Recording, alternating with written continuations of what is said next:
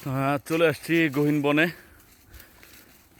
ফুল protection যদিও সাথে আছে, তারপরেও সাথে আসছি। মাথায় মুড়া দিছি এই জন্য যে যাতে পোকামাকড় মাথার মধ্যে কোনো কিছু না আসতে পারে। ফুল হাতা শার্ট, গানবোট, জিন্স প্যান্ট, মোটামুটি সব কিছুই সাথে আছে। হাতে আছে একটা থাইল্যান্ডে একটা অস্ত্র, যেটা হাতে নিয়ে আমরা মোটামুটি জঙ্গল পরিষ্কার করতে করতে আমরা পাহাড়ের ভিতরে ঢুকি। তো সবাই দোয়া করবেন এবং সবাই ভালো থাকবেন এবং পাশে থাকবেন।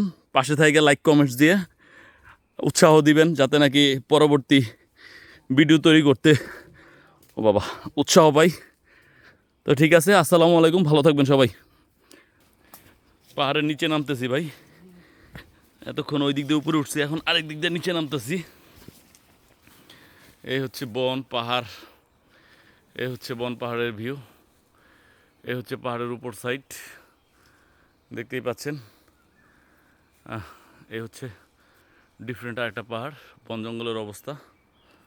আর এই বন জঙ্গলের মধ্যে ওই ইয়াংনিম কোথায় চলে গেছে।